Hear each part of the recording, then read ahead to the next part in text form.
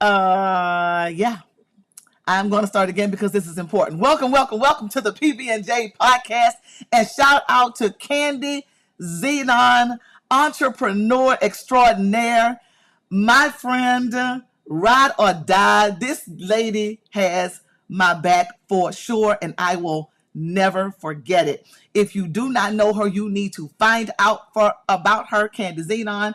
She has an amazing program. If you have a love-hate relationship with potato chips and sweet potato pie, you need her. So, Candy, if you are listening, girl, put your link in the chat so that people can reach out to you. Okay, so welcome to the PB&J podcast. Let me just start again because this is important. All right, so today I am really deep diving into a specific situation about a teacher who let his students unbraid his hair in the classroom. And I am coming from the perspective of a person who was a teacher for 18 years. I'm coming from the perspective of a parent of three. My kids are 25, 21, and 19 now. So I'm coming from the perspective of a parent whose kids were in public school. And I really want to talk to the people who are in here, because if you are watching this video or if you are watching the replay, you fit two categories. Either you are a teacher or you know a teacher. Those are the two categories. And so if you are a teacher or you know a teacher, please tell them to chime in to the video. If you are watching the replay, send this link over to somebody who is a teacher or who knows a teacher, because I'm really going to dive into some of the things that I have not seen online pertaining to the reaction to this video. As a matter of fact, or not this video, this situation with the teacher, actually.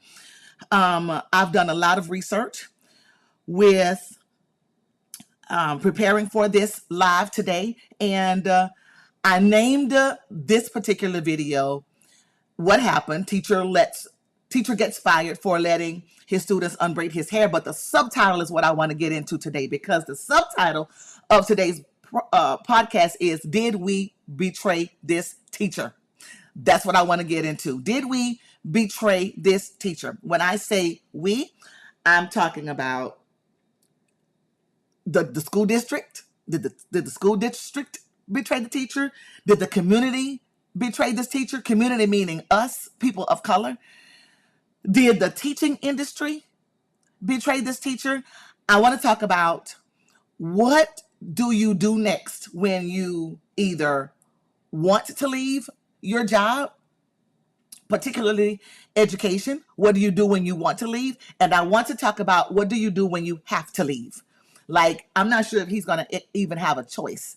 So I wanted to get into the specific action steps that you can take away today.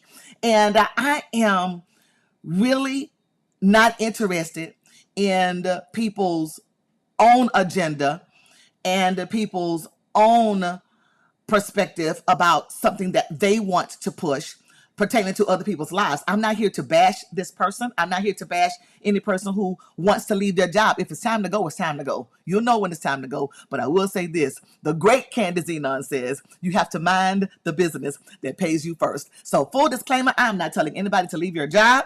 Do not leave unless you are ready. What I am here to do, however, is to help you decide how to get ready, how to be ready. That's what we're here about. That's what we're about. Okay, so I'm going to give you some context, and I want to play what had happened, and then we'll get into it. Shout out to the Shade Room. When I was doing the research for this video, there were a lot of videos out there. I keep saying this video. When I was doing the research for this podcast, oh, I'm so excited. I got to get it together. Calm down, Angela. Calm down. Okay. Because y'all know I get excited. I start talking fast and sweating and everything else. But I'm passionate about this because I was a teacher and I understand this dude. I understand him. And if you know him, please send this video link to him, because I'm going to literally give him some options of what he can do from the perspective of this girl who was a teacher and who left teaching 3 times. That's right, 3 times. Okay, so shout out to the Shade Room. When I was doing the research for this podcast, there were a lot of videos out there, and Shade Room really got it right because they just reported on the story. Like, I listened to other people's perspectives, which gave me a little bit of context about what I will say today. But I'm going to show you the video from Shade Room, and shout out to them because I think they got it right in terms of just reporting on the story. Watch this. What would you do if a school teacher let your child get the rat tail comb and take out their braids at school? Thousands chimed in. Quote, at some point, we need to establish clear boundaries between adults and children. I send my child to school to learn. And frankly, it's not to learn to braid hair or to take out hair. A lot of it was taken way out of proportion. Like, it became sexualized when it didn't need to be. A tearful Mr. White reading messages of support from his students. But just know that you'll get through it, and we all know your real intentions. At the end of the day, some people won't understand that some adults genuinely have a good heart. The director of communication, quote, the staff member in question has been reassigned out of the classroom pending the outcome of an investigation. He did post on his Instagram story, quote, that I appreciate all of the continued support. You can't keep a good man down forever. Facts, you cannot keep a good man down forever. Okay, so let's just unpack this. There are a lot of things that I see here that needs to be addressed. And so if you are here just tuning in, my name is Angela Tessano, your host of the PB and the J podcast, the Purpose, Business, and Jesus podcast. Thank you so much if you are here or watching on the replay. We're talking about the teacher who let his children, when I say children, I mean it from a very pure place, because I always called my students my kiddos when I was teaching him, but he let his students, to be more accurate, unbraid his hair in the classroom, and he was reprimanded for that. And we're talking about, did we betray this teacher? I want to talk about, did we betray him? And I want to talk about what to do next. Not particularly just this teacher. Of course, this is what he can do next. If you're listening, dude, get your pen and paper out. And if you don't have a plan, here's a good option for you. If you do have a plan, good for you, because you should have one. I want to talk about, did we betray him? We meaning the school district. Did the school district betray him? Did our community, people of color, betray him? Did the teaching industry betray him? Those are the three things that I want to talk about today. And you know what?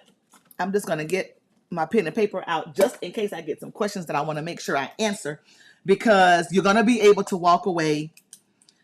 You're going to be able to walk away with real action steps. You may not have a controversial situation in your life, but you may be ready to leave. And I'm going to talk about today how to leave.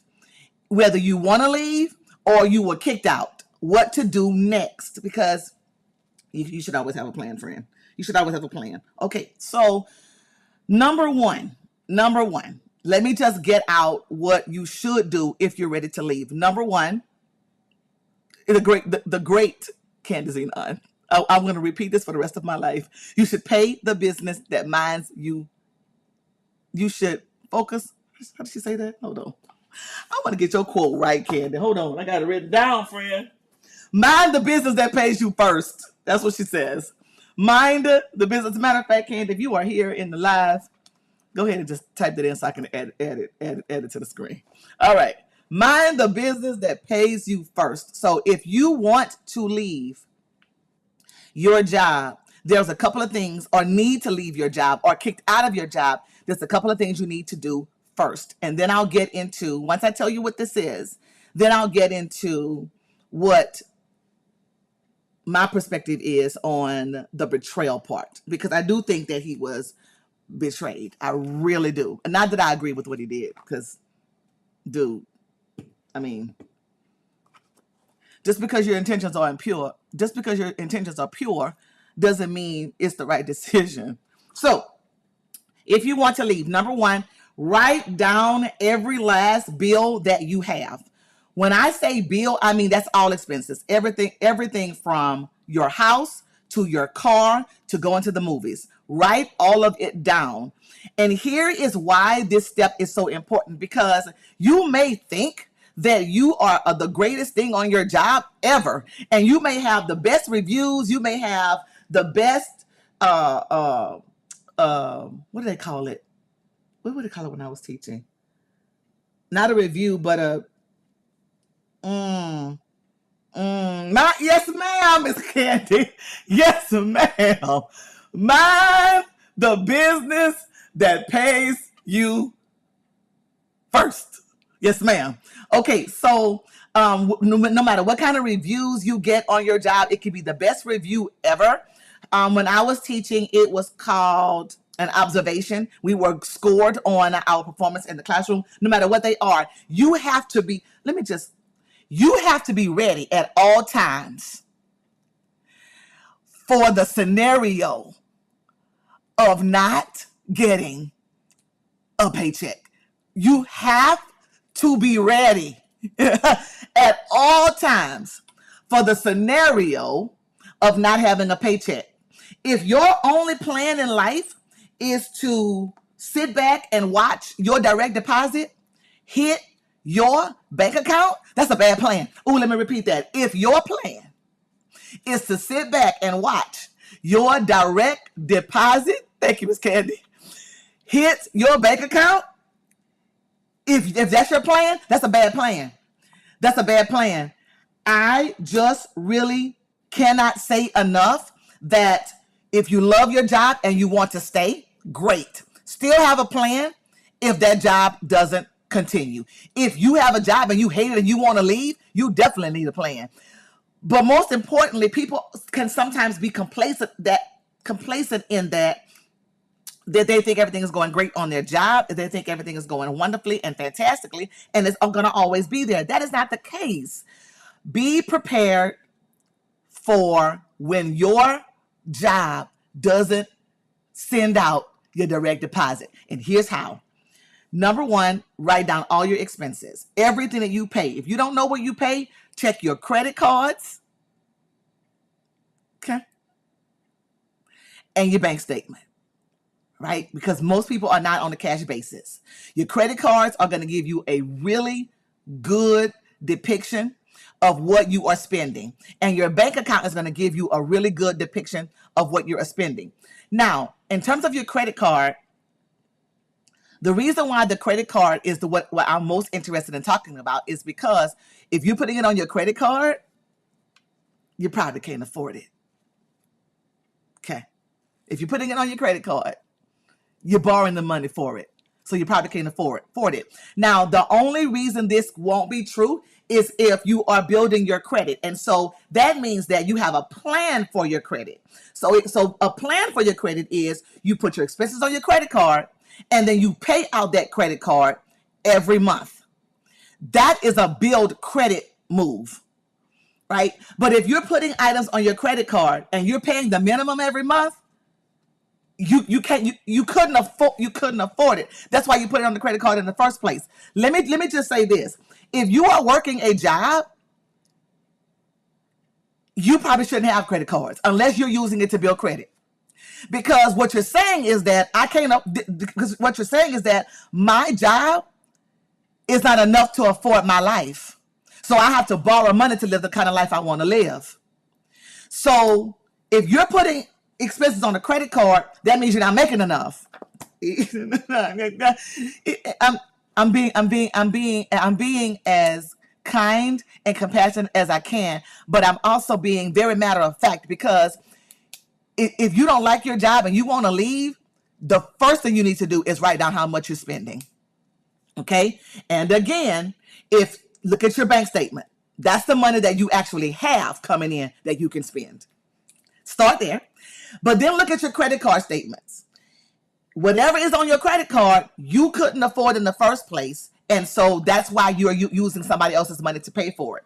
So slash out everything that's not necessary on that credit card. Get rid of that. So we're getting our exit. This is our Exodus plan, friend. Like the book of Exodus, right? This is our Exodus plan. This is how you're going to leave. And this is the situation that this pro dude was in, because maybe he didn't have a plan B. Maybe being on TikTok, on Instagram, and being a content creator was his plan B. But at the end of the day, you got to have a plan for the job that you think is going to be able to sustain you for the rest of your life. You got to have a plan for your life. You got to have a plan for your financial life. And the plan for your financial life is not your job. Okay, I'm going to repeat that. Your plan for your financial life is not your job. Okay? It's a right now solution, but it's not a financial legacy solution. Okay, so we're writing down all of our bills. We're deciding what we're paying. We're deciding what we are paying.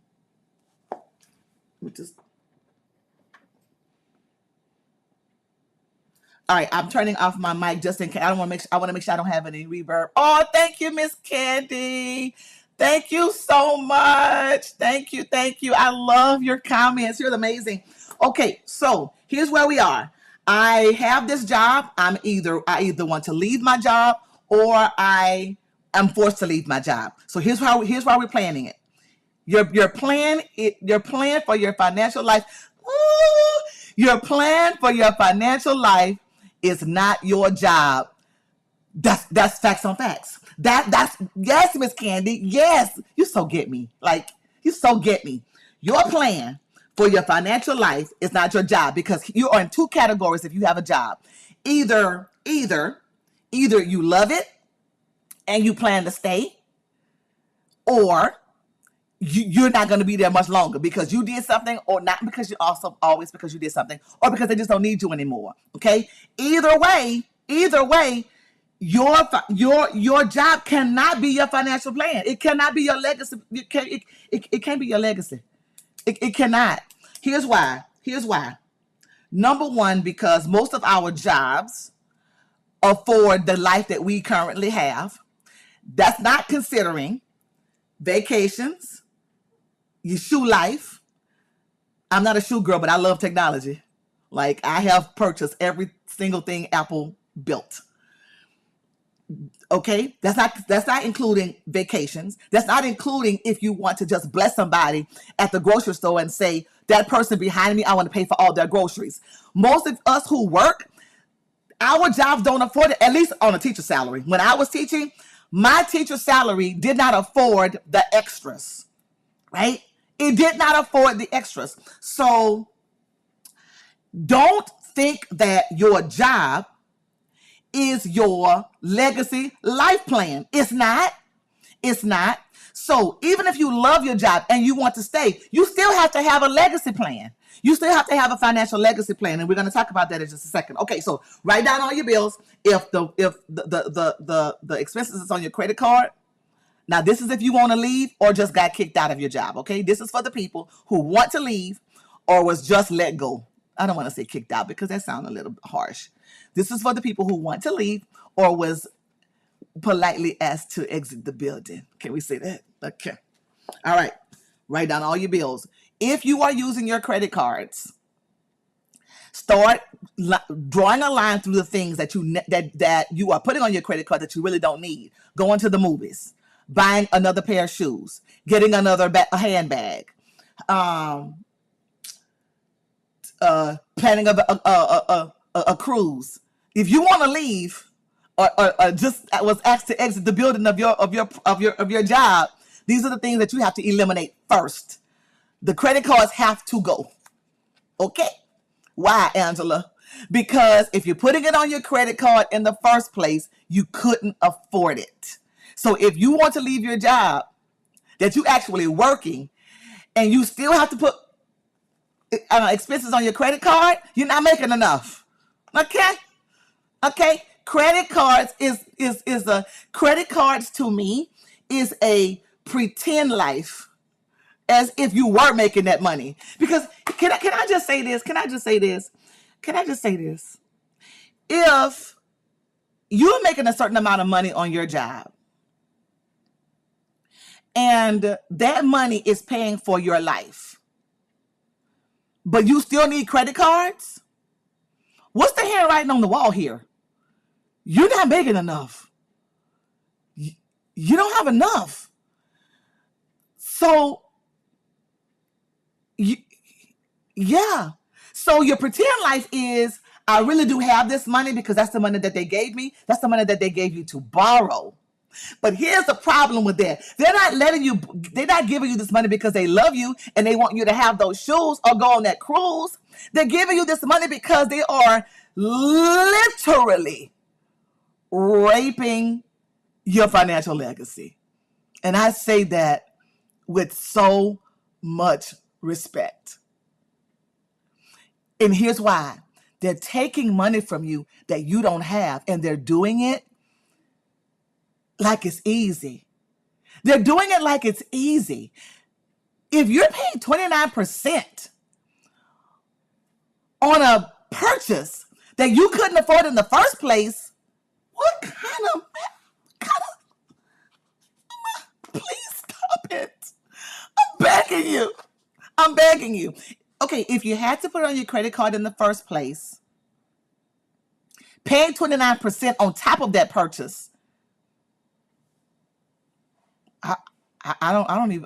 no. So here's what you're going to do. You are going to look at all the expenses, credit card and bank account, and then look at how much money you're actually bringing in. Okay? All right?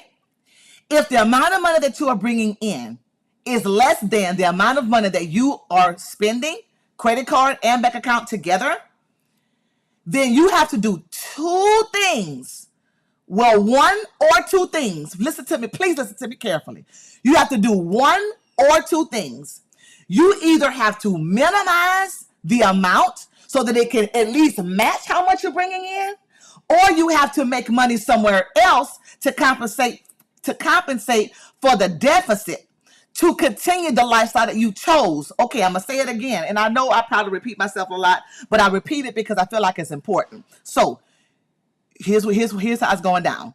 You have your bank account, which is a telling of what you're spending, and you have your credit cards. If you have credit cards, which is a telling of what you're spending. You're gonna total up everything you're spending every month, and then you're going to take the amount of money that you actually bring in from your job, love it or not, and subtract how much you actually are spending from how much you are making. If you are in the deficit, if what you have coming in is less than what you are actually spending, you have two choices. You can either decrease your spending to at least match what you are bringing in, or you can compensate by making more money to afford you the spending that you chose to spend for the life that you chose to live. Here is the problem. Now, this is for teachers who want to leave, and this is for my friend with the hair situation. Here's the problem. Most people use the credit cards in the first place because they don't want to make the right choice. They don't want to stop living the life that they can't afford, and they don't want to do anything else to afford it. That's really irresponsible. But what I hate about this scenario is most people go out and work a second and third job to be able to afford it, to make it match, which is responsible. I'm not saying that's wrong. I'm just saying it's unnecessary. Okay? If you are not making enough to live the life that you want to live, the lifestyle that you want to live, working 2 and 3 jobs is not fixing the problem, because all it is doing is giving you more money to live a lifestyle that you couldn't afford in the first place, but it has zero to do with your legacy life. When are we gonna start looking at our legacy wealth? It can't just be about the purse that I'm wearing in the elevator today. It cannot be just about that. Legacy wealth. And the reason why I think that this teacher who was fired or let go, I think Shade Room said it was pending. Whatever happened with this person, the reason why I'm so passionate about him, because I was a teacher and I do understand. And I wasn't even a teacher that was let go. I didn't have any controversies. I wasn't making enough money. I wasn't making enough money to afford my life, right? And I wasn't even trying to live a lavish life, like a vacation here and there, at least once a year is what I needed. But that's not all what I wanted to do with money. I wanted to be able to hand the keys to a car for a struggling mom who is walking to the bus stop. I want to buy her a car.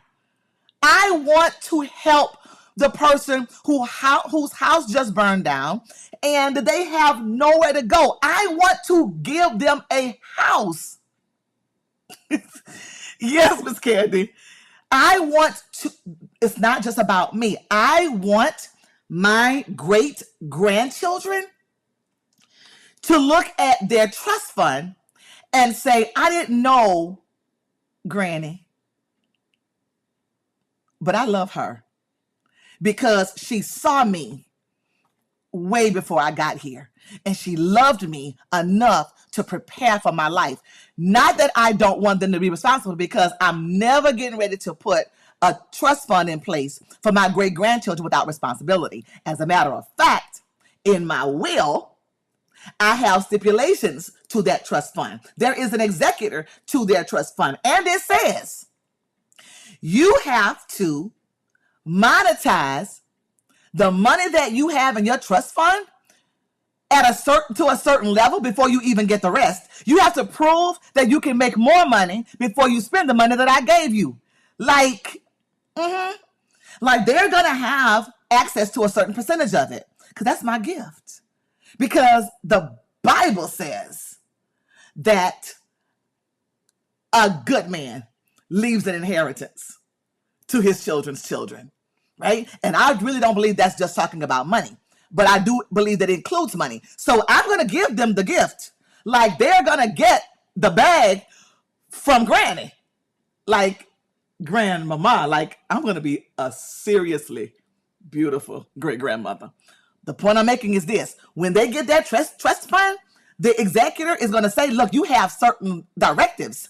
Your great granny said that you can get this percent of the money, do what you want with it, because they're going to want to blow it. I get it, because they're going to get it at 21. So they're going to want to blow it, but they won't blow all of it, because unless you can prove that you can monetize or capitalize the rest of it and grow it into more, once you do that, then you get the rest. The point I'm making is this: I can't even give my own children, let alone my great grandchildren, a trust fund on a teacher's salary. So if you decide that you are on the bottom and you don't have enough money to live the life that you live other than putting it on your credit cards, getting a second and third job is not the answer, especially if the second and third job is just to make even, just to break even monthly.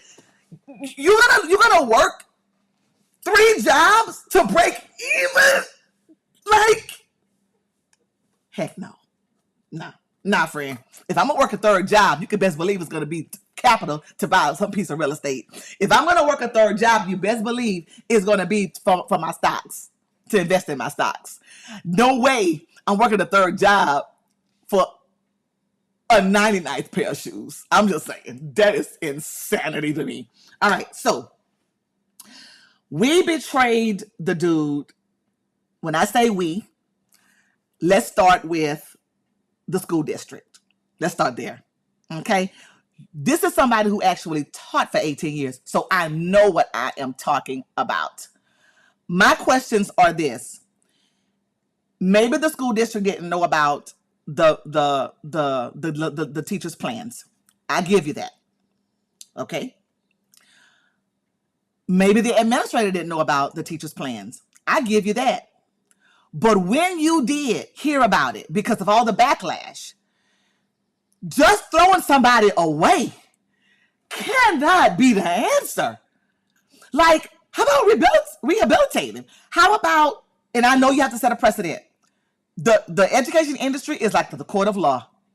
You got to set a precedent, and you have to create a space where future teachers, future situations don't lend itself to the same mistakes being made over and over again. But how about having a conversation, creating a narrative around what happened? Because if the precedent that you're trying to set, school district administrators, is that this is inappropriate, then have context around that and a conversation around that. Have a town hall meeting, have a district meeting, call everybody in the district and explain what to do instead.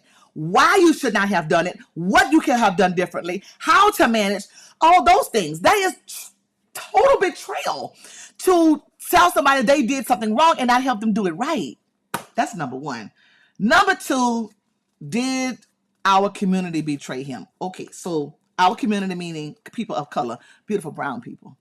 Okay. Did we betray him? Okay, so here's the thing. Here's the thing about that. Can I just say this first before I move on? Because I'm going to tell you what to do with your money in just a second. But I have to give context to what I'm getting ready to say. Dude, I am never going to try to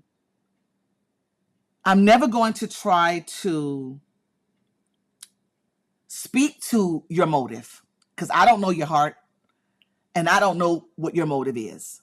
From what I've seen on the clips, you really do care about being a teacher, and the connection is important to you, or you would not spend this much time. You do not have to spend your time playing basketball with kids, doing the nails, doing the hair. You don't have to spend your time doing that. That is a personal choice. That is not required in our contracts to spend time with the students that we teach.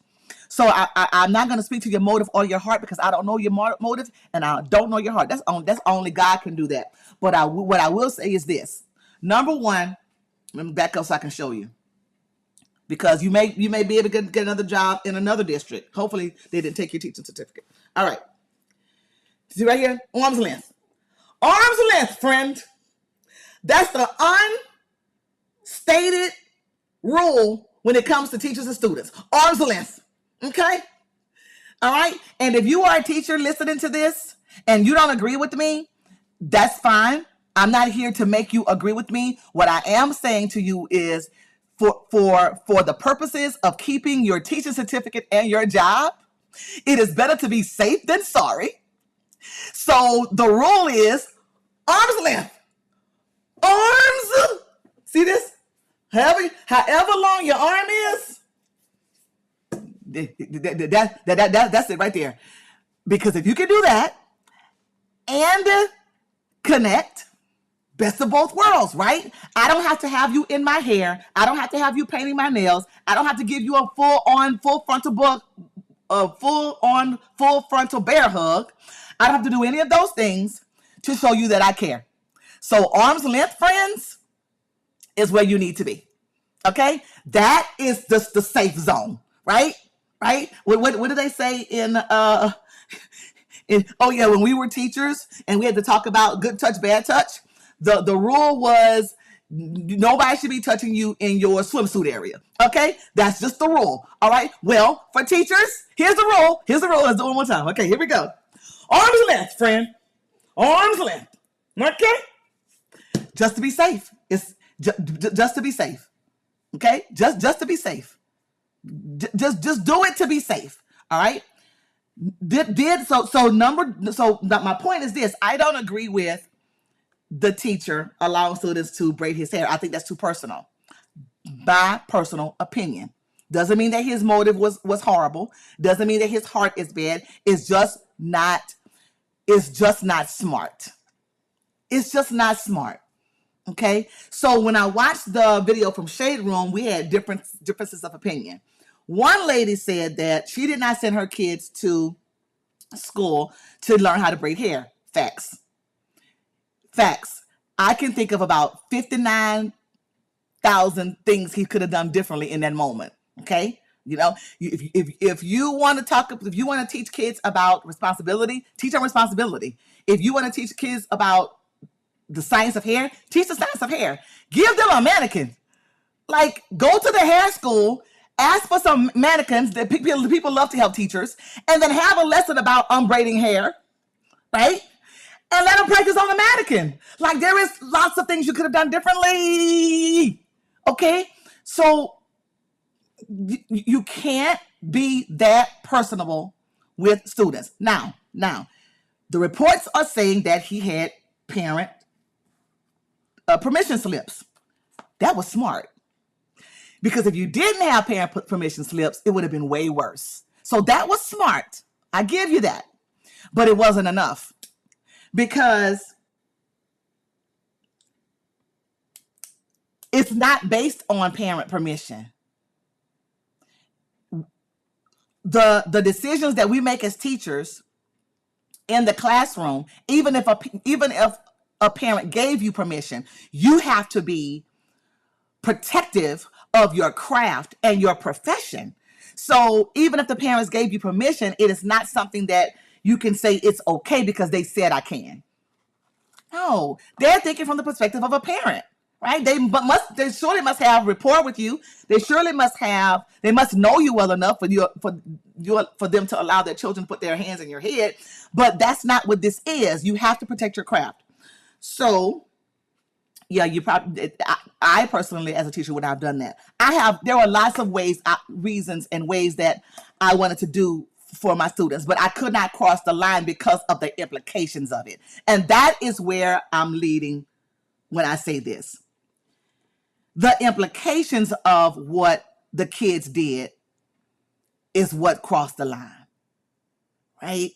Because you have to set a standard, right? And I understand if your motive is to connect, because when I was teaching in the classroom, I understood very clearly that there is no way I can be connected to your mind in terms of giving you information if I have not captured your heart, right? You get to the mind, and the inroads is through the heart, right? So I loved connecting with my students.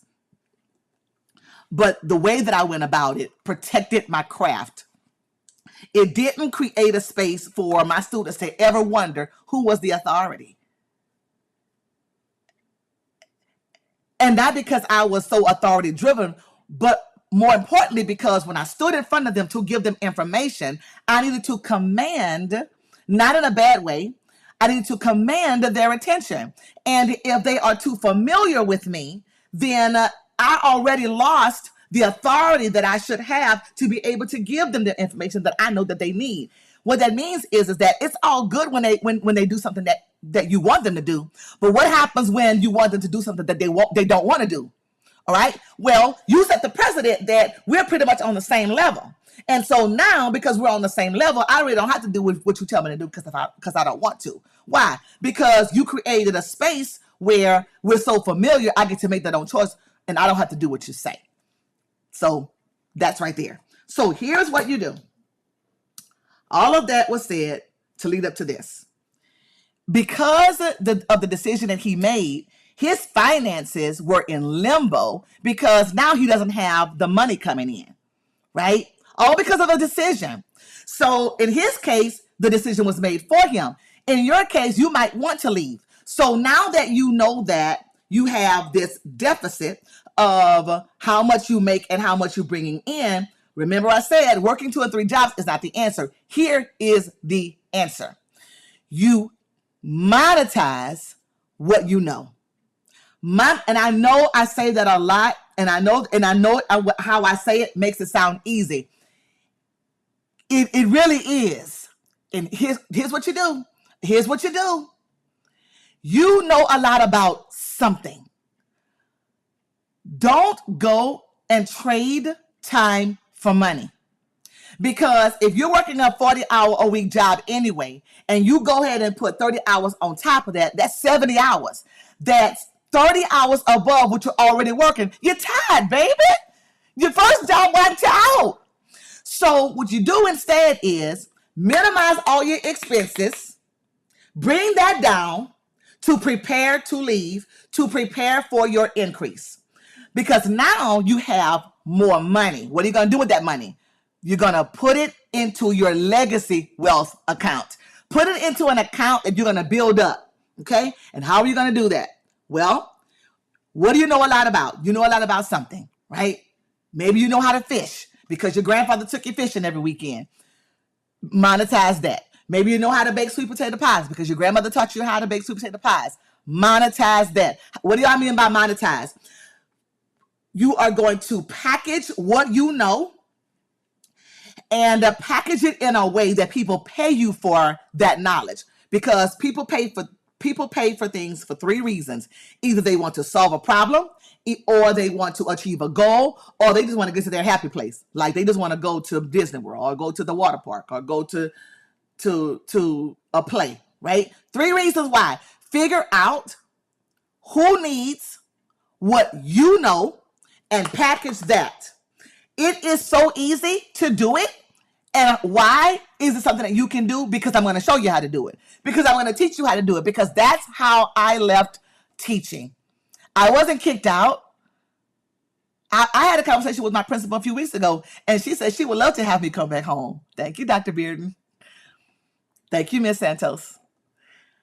So it's not that. If I wanted to go back into the teaching industry, my teaching certificate is in full play. I can go back into the classroom tomorrow if it was my choice.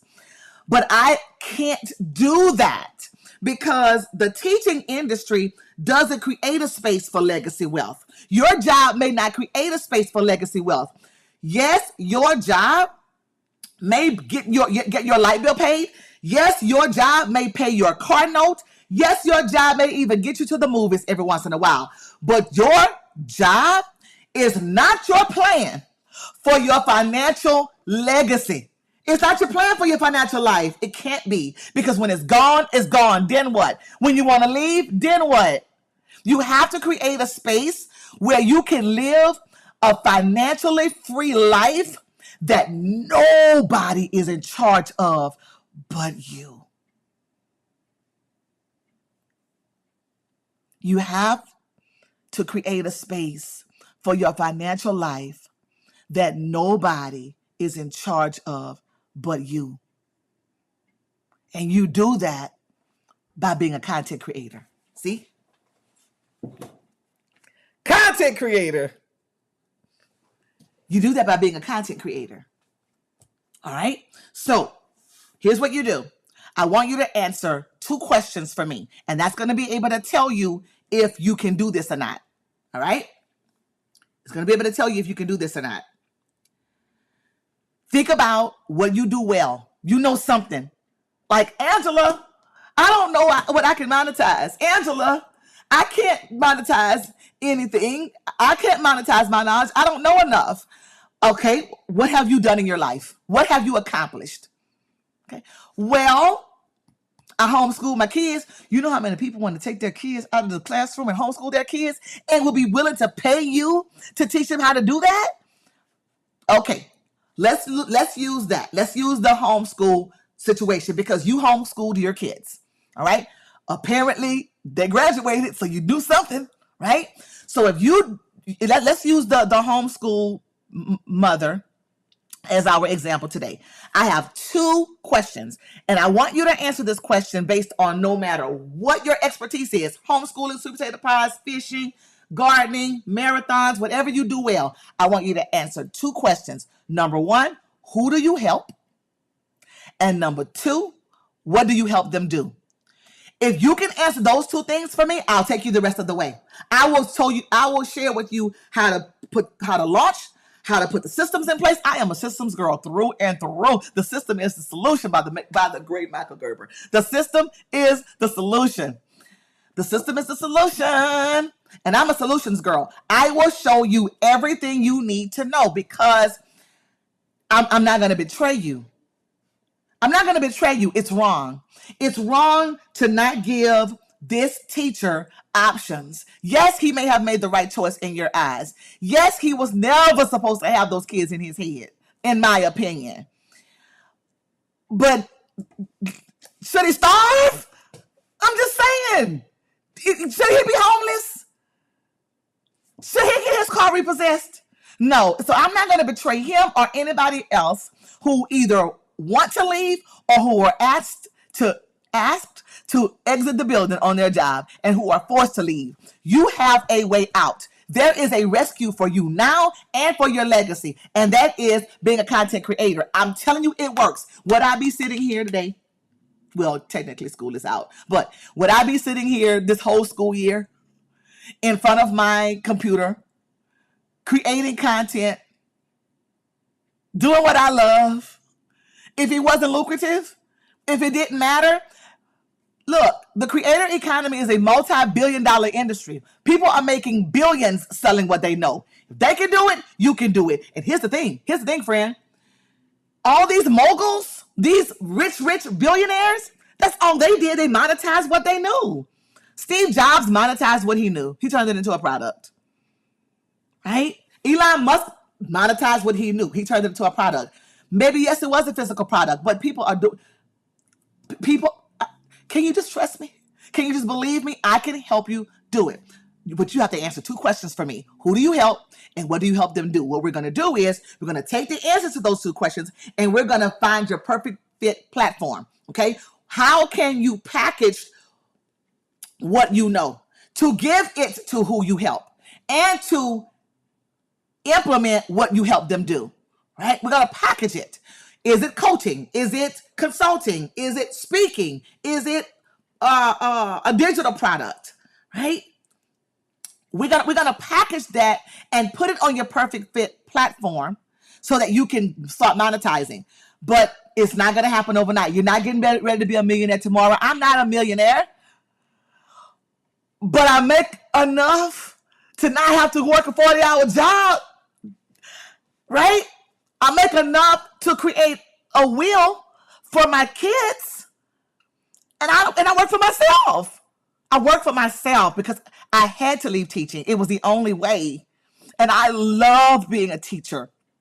I've known since 3rd grade I'll be a teacher. I loved being a teacher. It was my happy place. I loved it. But teaching couldn't support my financial life. And it didn't even touch the surface on my financial legacy.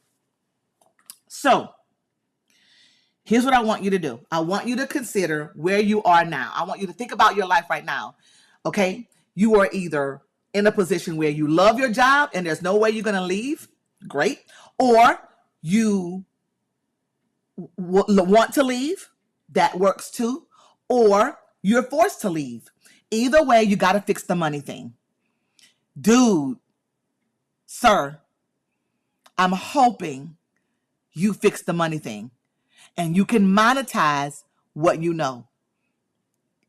You can literally write an autobiography about this situation and make millions off of a book. But Angela, what do I do in the meantime? Okay, I'm going to answer that because that's important, because I'm never getting ready to tell you to leave your job if you're not ready. But I will tell you what to do if you are ready or want to leave or forced to leave. All right. So you know where you are financially, right? You've done the math. Hopefully you've done the math even while you were watching this, because it's important. And let's say, for instance, you're $1,000 in the hole. Okay. Right. So you added all your finance, you added all your expenses from your bank account, expenses from your credit card, and you are $1,000 in the hole. In other words, your expenses are $3,000, but you only make $2,000 a month. Okay. You've already been convinced. I've already done my job and convinced you to go the content creator route. Okay. You're already convinced. Yes, Angela, I'm the handwriting's on the wall and my pink slip is in the mail. Like, I already know they're downsizing, and I was the last one hired, so I know I'm leaving. Okay. So I'm with you, Angela. I will do the content creator thing. What do I do in the meantime? All right. You're $1,000 in the hole. Okay. You have to decrease $1,000 worth of expenses.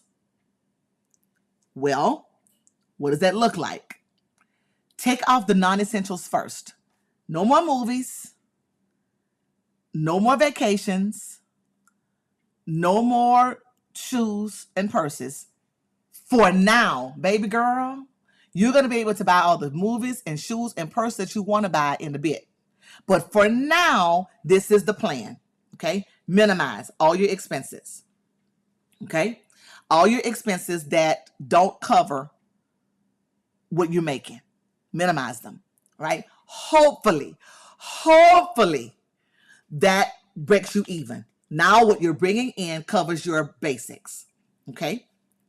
Then, after you do that, I want you to take a quick quiz for me. Just a quick quiz. right? So let me show you. That's not the quiz. I'm going to show you this next. I want to show you.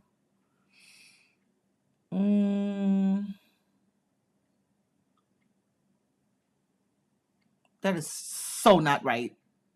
That's so not right. Hold on. I want to give you the right screen. I want to show you. I want you to take a quiz. If I can get to the quiz.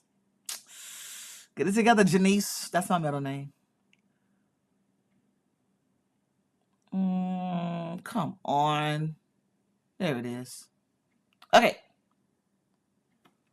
I want you to take a quiz. The URL is on the screen. https://content-creator-superpower.scoreapp.com. That's going to tell me where your superpower is so that we can grow from there. It's not going to cost you anything to take this quiz, but at least it'll give you one step forward to fix the money thing. So whether you are forced out of your job, want to leave your job, or love your job but it's not making enough, you need a financial plan. And working 3 jobs is never going to be the answer. Monetizing what you know, being a content creator, is a way. It is a path. And I will say this before I let you go. Listen to this very carefully. You may not make $1 million just teaching people about sweet potato pies. You may not make $1 million just teaching people how you homeschooled, but you will make enough to compensate for the missing money that you have, that your initial job is not paying, and you will have enough for the best part, and that is capital for your wealth builders. Okay? I cannot say this enough. You need to think legacy wealth. You need to think my life in a few years when I can't work anymore. You need to think my children's lives. And here's how it's going to work. Do you think that I'm just getting ready to spend all the money that I'm making being a content creator? No. My sights are on the big money, right? And here's where the big money comes from. 3 options. You have 3 options. You can invest in stocks, you can invest in a lucrative business, or you can invest in real estate. So you're going to take your content creator money and you're going to drop that, said more eloquently, you're going to invest that money into one of these 3 buckets, one of these 3 platforms, one of these 3 scenarios, one of these 3 options, one of these 3 wealth builders. And that's what's going to make you your legacy money.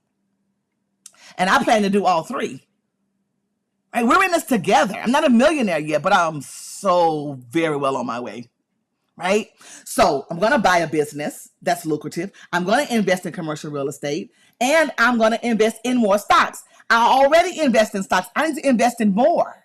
I'm never going to stop being a content creator. As long as God gives me the breath that I breathe and I have this voice of mine, I'm going to always find ways to help women of God monetize what they know and build legacy wealth, because that's my purpose. That's what I am here to do. To exhort you to greatness financially, personally, spiritually, professionally. I'm just saying. All right? Okay, so go ahead and take the quiz, and then we will go from there. I will reach out to you. I will find you. I will stay on you. I will motivate you. I will inspire you. You got this. And for my dude, if you did not have a plan, here's your plan. Get all your expenses, because I'm not going to betray you. Get all your expenses, total them up. Whatever it is you need to live that life, as minimal as you can get it, find a replacement income for that. Because you gotta keep paying bills. You're not getting ready to be homeless. You hear me? And you probably have a plan. But if you don't, this is my humble opinion of what you should do. Replace your income first. Okay? Then start creating a plan to monetize what you know. How to connect with children. You're obviously good at that. How to run a classroom management, behavior management, your area of expertise of what you taught, teaching teachers how to teach that. Monetize what you know and build wealth from there. I am so grateful that you spent your time with me here today. Go take the quiz. You're going to be glad you did. Monetization of your expertise is the wave of the future. Monetization of what you know is the wave of the future. So if you're watching the replay, the link is on the screen. Grab it. The quiz will take, I think it's 7 questions. Take a quiz. It will take you less than a minute. I will find you. I will reach out to you about what to do next. But take this one small step and get your life, the one you really want, right? The one you really want. Thank you so much for being here. I am super excited. I will see you next Tuesday, same place, same time. This is your girl, Angela Tessinen, with the PB&J podcast, the Purpose, Business, and Jesus podcast. Bye for now.